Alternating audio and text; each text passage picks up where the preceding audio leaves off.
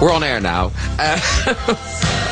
Oh, it's shambolic today. Never mind. That's the Thompson twins introducing Benedict Cumberbatch. Good morning. Welcome, sir. Thank you very much. And now you must be exhausted. I must look it. I feel it. You don't look it. I feel very much like an emerging mole. Because where are you? You're in previews at the moment Yeah. for Frankenstein at the National Theatre. Yes. When does it actually open properly? It opens. Oh God, I've lost all sort of recollection of time and space. I think it's. I think we have our press night in about 2 weeks' time. No, week and a half's time. We've had about 5 previews. And it goes on till 17th of April. Yes, it does. And anyway, break all and of this is then we're back academic again. because it's sold out, I believe. Is it? No, well, yeah, but no, there are new dates that are coming up are there? in May. Yes, when we come back, we've got the end of April and May, because there's a break where they're repairing the theatre and doing some fundraising work. It's just slightly alarming. They're repairing the flies, which is where they store some of the scenery that they fly in. So Yeah, they really ought to repair that. well, I know, but I'm sort of lying there some nights looking up, going, why does that need repairing? Is it swinging over my head?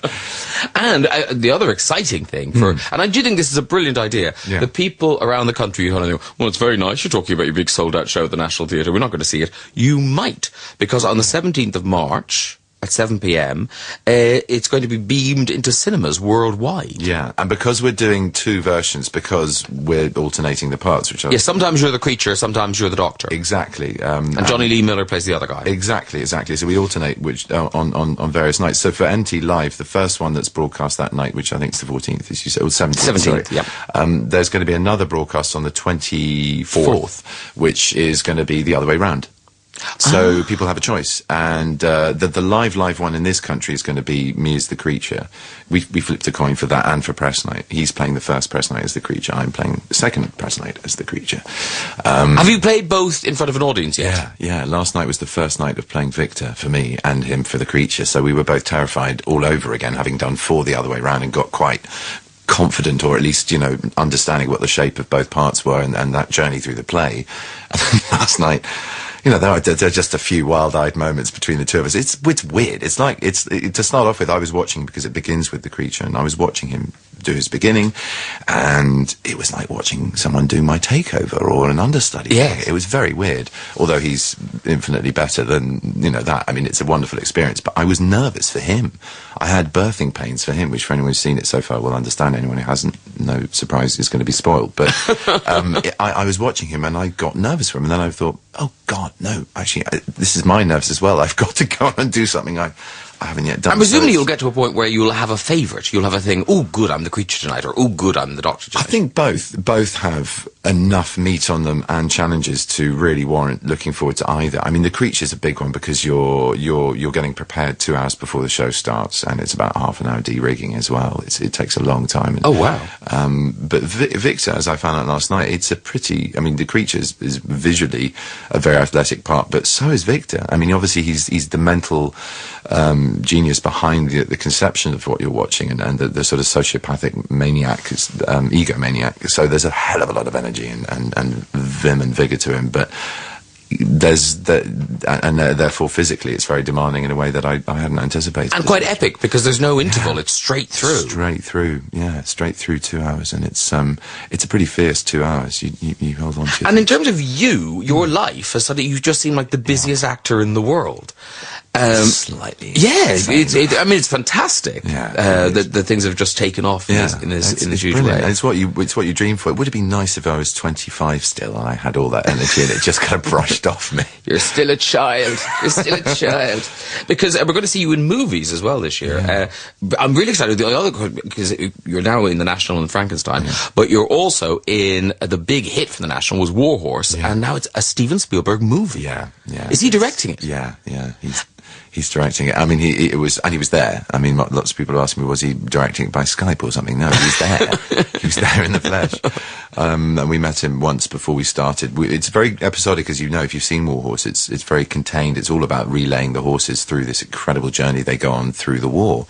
So my section is with another brilliant up-and-coming actor called Tom Hiddleston, and another great actor called something my else. oldest friends. Yeah, No, you no, know it's him. Patrick Yeah, Kennedy. he's great. He's Sorry, great. no, Yeah, very close. Very I close. was about to say his Yeah. character name. No, he is. Yeah, He's spend I went to Christmases school with together, him. that sort of thing. Patrick Kennedy. Patrick Kennedy. Patrick Kennedy. Patrick Kennedy. Now I can't get angry. But the theatricality Anyway. of that Yes. production. So what's happening in the film? Are you not allowed to Well, tell it's a us? Spielberg picture, so, you know, then there aren't puppets. There are real three-dimensional, incredible, amazing horses. And it is just epic. He's recreating a situation for these animals to go through the real horrors of the First World War. I mean, it's going to be extraordinary. It's going to be big Spielberg. It sounds really upsetting because It's terribly the upsetting. play is very boo-boo, Yeah, and it's- those are puppets. Yeah, So yeah. to see real horses, It's pretty distressing, and especially, and you get very used to it. And we were coming back. We get used to the horses. I mean, you get very close to them, and so coming back to see other bits filmed when we were doing publicity shots or whatever else, or pickups for our small section of it, you'd see this bit of the trenches, and you'd see your horse in its dying moment. Oh, it's just horrible. Stop. It's horrible. It's horrible. And you learned how to ride, especially for the. Yeah. I mean, that's when you just wake up and just whistle to work, and just you feel like you're living under a rainbow all the time. It's just amazing how blessed you feel. You're going to work, and your work is to be taught how to ride a horse. I mean, you're utterly spoilt as an actor. Well, you're spoiled if you learn. Like, if you're good at it, great. Yeah. But what if you'd got the part? You're a sack of potatoes. And then you're just absolutely useless. And every day they're just shouting at you. Get the stunt guy on. Where's Sit that up wig? straight. Stop leaning forward. Stop hugging the horse's neck. Can you tell I've tried to learn? Yeah. Very badly. Benedict Cumberbatch is my guest. Here's something very beautiful from the album 21. It's Adele. The beautiful Adele. She's in it for the long haul, isn't she? She's not a flash in the pan. You know, she's going to be She's around only for a long 21, time. so she's got loads of time. I know, isn't that annoying? Not old like you, Benedict. No, me. Not was ancient. Out there.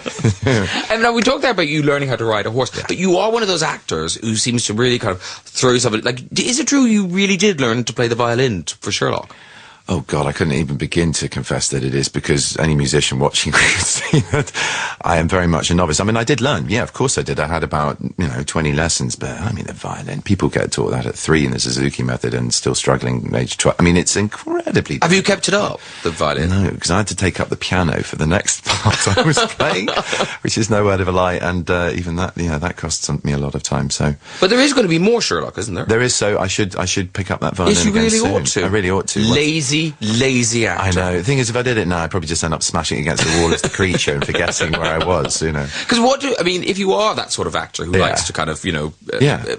how did you prepare for the creature? Well, it'd be nice to be Danny Day-Lewis in the sense that you have 3 years or so between projects to do that, and you really have to hone in. And for the creature, it was amazing. Danny was very. This is Danny Boyle. Danny Boyle, the director. Who's also directed me, actually. I gave my Ron the Builder in a production of The Castle. Yeah. Brilliant. He's brilliant, isn't he? He is just extraordinary. He's a life force, and I bumped into Danny Boyle at a radio show where I was doing some stuff, Yeah. and he went, and he was looking at me, and he goes, "Did I direct you?" And I went, "Yes." And he went, "But you were good. Why are you doing this?" It was that is a compliment. Can't you get a proper job? Oh no, that is his way of giving you a huge compliment. He said, "Why did you give up? Why did you give up? Why did you?" I stop?" didn't give up. Give up suggests I ever did it. Oh right, you didn't. No, I never worked. I never You never worked. did it. Oh, okay, sorry. Yeah. I tried, just no one gave me a job. Anyway, Yeah. So yeah.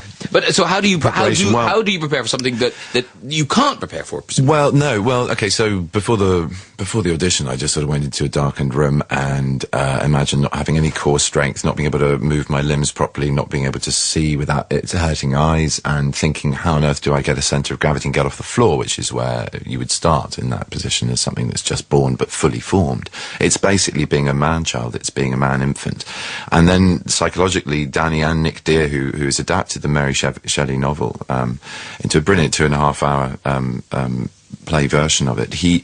They both have autistic sons, so we went to 2 extraordinary schools and met some high spectrum autistic kids, and it was very, very humbling and amazing and very upsetting, but very, very, very extraordinary as well, and inspiring, especially the people looking after them, and these amazing life forces, but just formed with socially, just things that are outside of every day. You know, there are certain barriers that aren't there because of the arrested development. There was a 17-year-old who had the mental age, I think, of an 18-month-old. I mean, it was Wow. It's really, really, really extraordinary and very upsetting. And it was important for them to realise that the creature in their story was not the monster of old, the monster of the Gothic horror stories.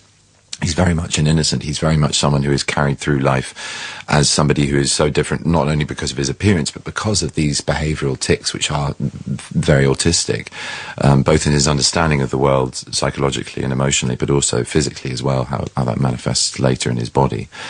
And so that was the major part of the preparation, and then a lot of working out, a lot of gym and swimming and yoga and all that. And then I think where a lot of people first saw you was playing Stephen Hawking. Yeah, so it's the first time I've been back to something probably that physically altered since then. And that must be very difficult because you were playing a Stephen Hawking we've never known. Seen before. Well, yeah, difficult, but also a gift in the sense it's you were playing the young. You were playing the young Stephen Hawking. Yeah. So, I mean, it was spooky because his son, as I've often said, has bumped into me on set, and he was working there for a day, and he just did a double take, and his sort of jaw dropped. He's never seen his dad walk before.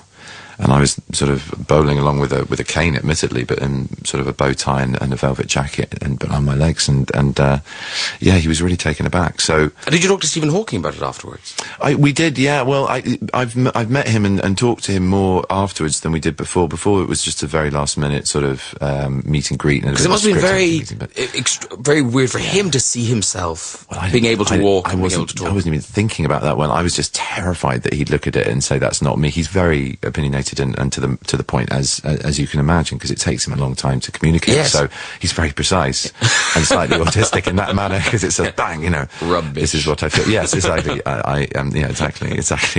Go back to the drawing board. But he, he was really supportive, and the first thing I heard him say on set was that was good, very realistic, and I cried. I was just so overwhelmed. Oh. And now, are we going to cry again? Because you've chosen music which I don't know why. I'm just looking at the name, and I'm thinking it's going to be moving. It's quite beautiful, yeah. What have you chosen to? It's good stuff to get. Because I love it when a guest comes in and they pick a bit of music I'm not familiar with. So what have you chosen? Well, John C is the lead singer of a band called Sigur Rós, and they're quite well known and beautiful Icelandic band. And this is a track from his solo album. I went to see him play live at Hammersmith in the autumn, and it just blew me away. Fantastic. All right, well let's listen to it. Thank you very much for this, Prior. Now, a couple of things. First of all, I have to say, we're getting loads and loads of emails and texts just saying how fantastic Sherlock is, how much they love it. I wasn't going to talk about it much because it's not on, and it won't be on for a while. But you are filming it once you stop doing Frankenstein. Yeah, in May we start filming the second series, which I'm very excited about, because we're tackling very big classical stories from the canon of it. So it's going to be a feast. So it'll be before Christmas, autumn. I think so. Yeah, I think hopefully. Yeah. How many are you doing this time? A quick turnaround. Three 1.5 hour films. Oh. It's like drip feeding, isn't it? Sorry. Well, they're 1.5 hour films. Yes, no, they are long. No, I mean, it's just, I think that the idea is to give really good quality, and yeah, that's. Well, we're looking forward to them because you are brilliant in them. Thank you very much. They are just great. Mark Gatiss was in bigging you up. Oh well, he needs bigging up as well. He's extraordinary. Pip Taylor in Redditch writes, yes, Graham, I'm making homemade wine and beer in the kitchen. I'd love to know. I don't know why we need to know that, but anyway, I'd love to know the origins of Benedict's surname name. I'd not heard the name Cumberbatch before. All the best, Pip. Thanks for asking. Do you know anything about it? Well, Lark's Pip, making alcohol on a Saturday morning. Yeah. That's a lovely thing to be doing. Wine and beer. The origins of my surname name is probably, well, like a lot of people who trace their names back, it gets to the point where it came over with William the Conqueror, and then it got bastardized, and the spelling changed from Cumberbatch, which is a bit more Germanic, into Batch. There is a village somewhere called Cumberbatch, and apparently it's in Cheshire, and that's where it's originally from. But I've really to get to the bottom of this, so every time I open my mouth, somebody then contradicts me with, no, it's Welsh for small valley dweller, or no, it's actually what it means is you're never going to be anything, you're a little person. Well, are there a list of Cumberbatches in the phone book? Or is there are a lot. No, there are a lot. Oh, are there? Yeah, there are a lot. It's not a very unusual name. But you're very wrong, Pip. Back to the wine and beer. Thank you very much. There's a couple of things I've got to ask you about. Yes. One is this terrifying thing that happened to you. You were making a movie in South Africa. Yeah, To the Ends of the Earth, yeah. And you were sort of on the borders of Mozambique? Mozambique, well, yeah, we were sort of more north. We were up that way, way above Durban, near Mozambique, and we were coming back from doing some... well, we went off for a weekend to try and learn how to scuba dive, and we just had this induction where you work out in the pool, and I got a bit ill, and wanted to go back that night rather than the morning, which was the fatal error, really, and we kind of blew a tyre on the main road, having got off what we thought would be the problem, which was the dirt track road leading to the main road. And it was a trap. There were nails on the road, the tyre went, and within sort of 5 minutes of trying to repair the tyre and get the spare tyre out, these people had surrounded us, and we were forced back in the car, driven off. Tied up by the side of the road. This is a very praised version of a 2.5-hour ordeal, and then I had my everything was looted from the car. They wanted cash and drugs, neither of which we had, which would have made our lives a lot easier if we had, but we just paid for the diving lessons with cash. And so we only had cards, which is a bit of a nuisance. And so they decided to keep us hostage. And I was really sick because when they put me back in the car, I had everything like that. It was flight or flight, panic, everything. I was going through it all. The other two were much more measured in their response, and I think it cost them more later, perhaps, because of that. But I kind of went through, and then complete exhaustion.